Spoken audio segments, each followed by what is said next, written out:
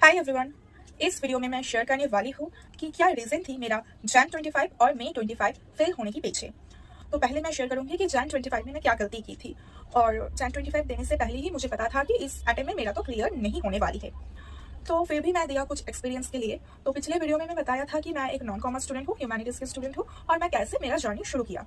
तो तुम वो चेकआउट कर सकते हो, तो उसके बाद तुम ये वीडियो देखना, तो समझ में आएगा कि मैं क्या कंडीशन में थी और क्या रीज़न थी मेरा ये जर्नी स्टार्ट करने के पीछे। तो जैन 25 देने से पहले मेरे पास प्रिपेयर करने के लिए 7 से 8 मंथ की टाइम थी। तो मेरे मन में एक माइंडसेट ये आ गई थी कि मेरे पास तो बहुत ज़्यादा वक्त है, मैं इस वक्त में कर लूँगा सब कुछ। एक तरफ तो आर्ट्स से कॉमर्स में स्विच होना, और दूसरी तरफ ये बहुत ही गंदा एक माइंडसेट जो मेरे पास बहुत ज़्यादा वक्त है और इस वक्त में मैं कर लूँगा। तो अकाउंटिंग में मेरा जो प्रॉब्लम थी ये थी कि जब मैं क्लास करती थी तब मुझे समझ में आ जाती थी, और क्लास के बाद ही मेरा सब कुछ ब्लैंक आउट हो जाती थी। तब मैं एक क्वेश्चन भी खुद से सॉल्व नहीं कर पाती थी। तो इसलिए मेरा एक डर आ गई थी मन में कि मेरे से तो अकाउंटिंग नहीं हो रही है। तो इसके लिए मैं ये सब्जेक्ट को अवॉइड करना शुरू कर दिया था, और इस तरह से अवॉइड करते करते मेरे पास लास्ट 2 मंथ बची थी, और तब मैं क्या करूँगी कुछ समझ में नहीं आती थी। और मैं उस वक्त वन शॉट यूट्यूब से वन शॉट देखना शुरू किया हर एक साइड से। तब मुझे थोड़ा थोड़ा कुछ समझ में आने लगा, मैं करना शुरू किया, लेकिन 40% से 50% तक ही मेरा कवर हो पाई वन शॉट से, और मैं एग्जाम दे दिया। तो मुझे पता था कि मुझे क्लियर नहीं होगा, तो मैं जो ये अवॉइड करने लगी थी मेरे डर की वजह से, वो मुझे नहीं करना चाहिए था। तो अकाउंटिंग के लिए ये बहुत बड़ी एक मिस्टेक थी। तो उसके बाद आता है लॉ। अप्रैल से लेकर सितंबर तक मेरा तो लॉ का सिलेबस कवर हो गई थी, लेकिन सही से रिवाइज और राइटिंग प्रैक्टिस ना होने के लिए मैं उस सब्जेक्ट में भी फेल हो गई।